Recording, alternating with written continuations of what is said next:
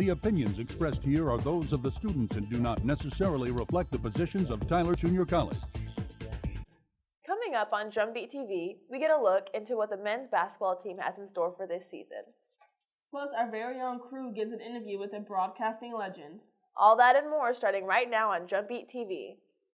From Studio 203 in Potter Hall on the campus of Tyler Junior College, this is The Drumbeat.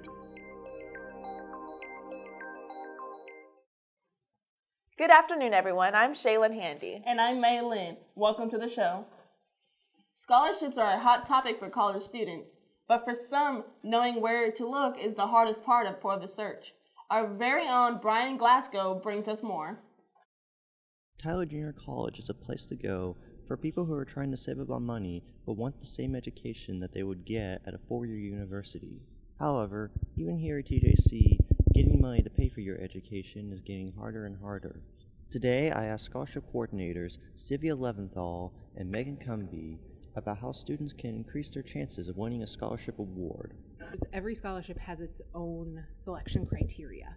So certain scholarships are set up to have specific criteria that you have to be this or this or this, and some scholarships are much more broad, and you just have to be a student at TJC taking full-time 12 credit hours per semester and have a minimum 2.5 GPA, and everywhere in between. Definitely look everywhere. There are resources on our own TJC Apache Access. There is a scholarship app called Scholly that you can look for scholarships there. Basically just doing searches and finding things that fit your qualifications as like what you're looking for. Cumbie gave some interesting advice that many students are probably not aware of. However, this advice will help ease the pressure when looking for scholarships. What I recommend is when you look at a scholarship, look at the first 3 requirements. If you meet those things, read the next 2. So if you meet the top 5 requirements and you genuinely, honestly meet those, then go ahead and complete the application. Advice is to just apply. This is Bryan Glasgow of the Drumbeat TV. Let's hope students will get their finances in track with resources such as these. With so much going on in the average life of a college student, it's easy to lose sight on what you want to accomplish in life. We asked around campus to see what some students would like to do before they die. Before I die, I have lots of things I want to do before I die. What do I want to do before I die? Like just one thing we want to do? That is a great question. Travel. Probably go skydiving. Catch an NFL touchdown. I actually want to go to Jamaica before I die. I want to be an icon. Finish my college. Find something that I'm not just complacent with. Get a degree from college, get a degree. I want 10 kids by 10 different people. No, I'm playing. Oh no, I don't want no kids then. She living right there. That's my kids right there. I also want to go to LA before I die too. I want to go bungee jumping. Get a good job. I want to swim with dolphins. I want to have a family, married, etc. Get married, hopefully. I don't know, man. This is a very tough question. When we return, the men's basketball shows us what to expect for this season. And we look into the safety concerns that surround college football. We'll be right back.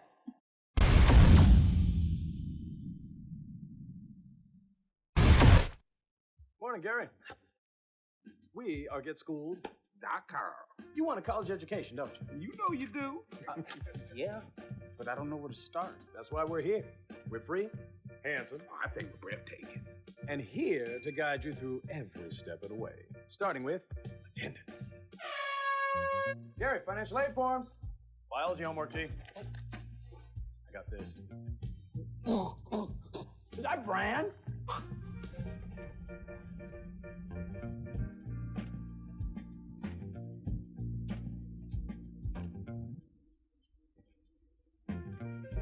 Colleges love extracurricular activities. That just really isn't my thing. Doesn't matter. Go ahead. Picking a college, man. You and us. We go together like tacos and Tuesday. And I love tacos. Fire and ice. Those don't really go together. Go to GetSchooled.com for more info.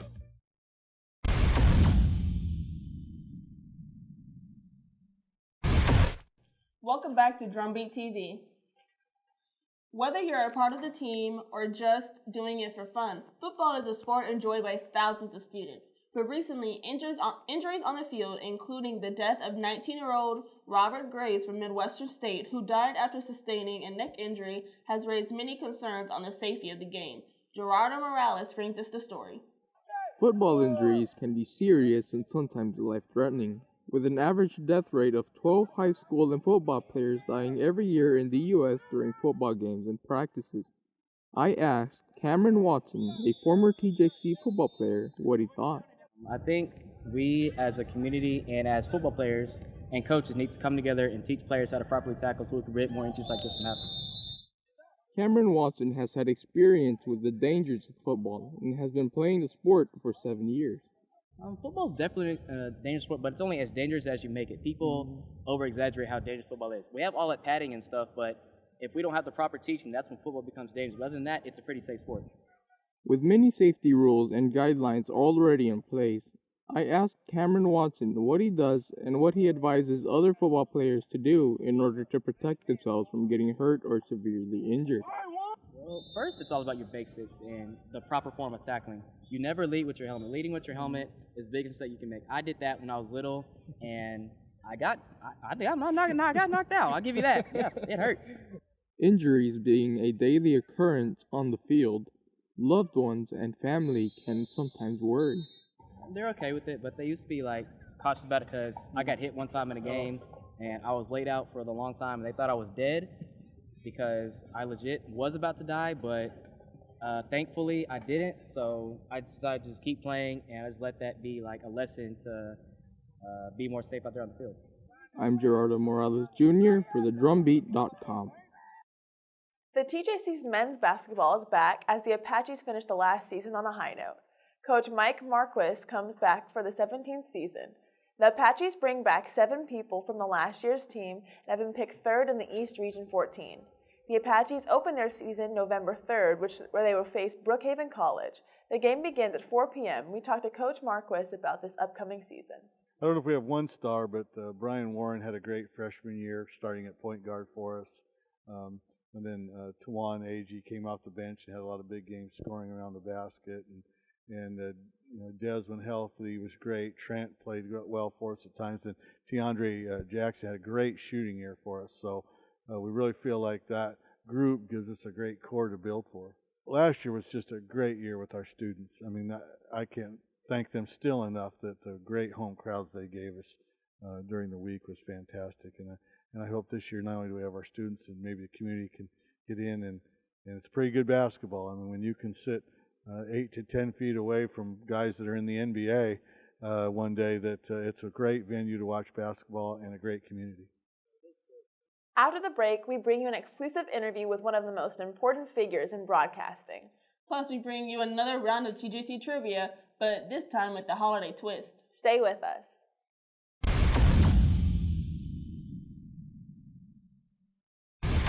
TJC, here's how it goes. This is you. You're ready to choose your path. This is us. One of the top colleges in the nation, and it's only 1/3 of the cost of most state schools. You apply, you get in, you choose a major. Maybe engineering, perhaps musical theater, or nursing, or power plant technology. At TJC, we've got it all, with more than 120 degree programs and certificates. You get involved, play for the team, beat the drum, all while getting the education you need. Tyler Junior College, you're ready for this.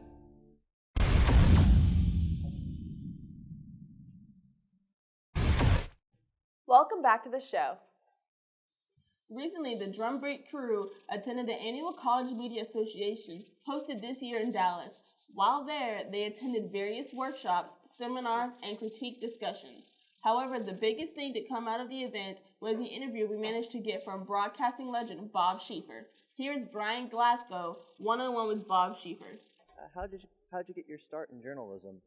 Well, I got a job when I was 20 years old, the sophomore year at TCU, working for a very small radio station in the news department. And I worked there throughout college, and then went in the Air Force where I was had various journalism jobs, editor of base newspapers, things of that sort. Came back to Fort Worth and went to work at Fort Worth Star Telegram.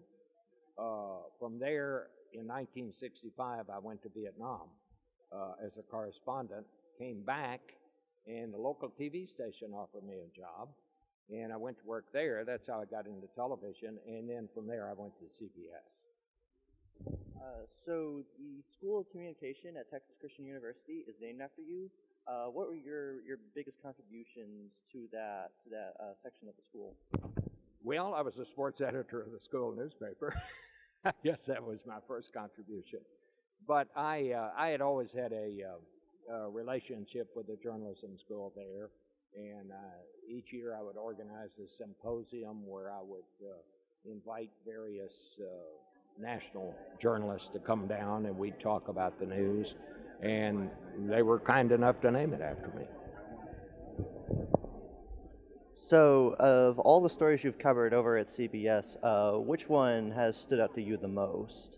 Well, I think probably the two were the assassination of President Kennedy. Now, that was before I came to CBS, but after CBS, 9/11, Watergate, the turmoil during that time, the ending of the Vietnam War, those were the stories that I remember. From an intellectual standpoint, moderating 3 presidential debates was probably the most interesting assignment I ever had. Which presidential debates were they? Well, I did the first, I guess, was George Bush and John Kerry, and then Obama and McCain, and then Obama and Romney. So what advice would you give to an up-and-coming journalist? I think get as much experience as you can. If while you're in school you're able to get a job of some sort working for some news agency, do that. Journalism schools teach you to think like a reporter, but you have to go to work to actually learn how to be a reporter. And so the more on-the-job training, internships are extremely important. I think that would be the advice I would give you. A great interview from an even greater man. It's Halloween time, which means it gets a little extra spooky around campus. Let's see what the students know about the holiday with some trivia questions. What type of demon robs graveyards and feeds on human beings? The grave robber. My mother? No, I'm just kidding. I don't know, a goblin? I don't know. You want to take a guess? A ghoul? A ghoul? Really? Yeah. What word that begins with the letter C describes a large metal pot that witches uses to Cauldron. brew? Cauldron. Crock pot. Cauldron. Cauldron. A cooking pot. What type of vegetables are used to frighten away vampires? Garlic. Okay. Garlic. Okay. Butternut squash. I don't know. Onions. Onions. What is a hollow? Something where there's sleepy things. And the thing the angels have. Is that where all the trees are? Isn't it like an open area of tree?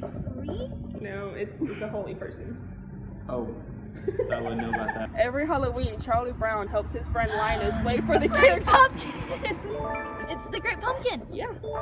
It's the Pumpkin Man. Out of which vegetable were jack-o'-lanterns made of before they were pumpkins? A gourd? No. Gourd. You're gonna have to give it to me. Squash? Tomatoes. No. What is a witch's preferred way of transportation? A broom? Probably a broom. A broom! Looks like some facts are more familiar than others. That is all we have for today. Thank you for joining us, and please make sure to check out all the latest updates on the drumbeat.com. Make sure you return on November 13th for our final broadcast of the semester. Goodbye and have a great evening. The opinions expressed here are those of the students and do not necessarily reflect the positions of Tyler Junior College.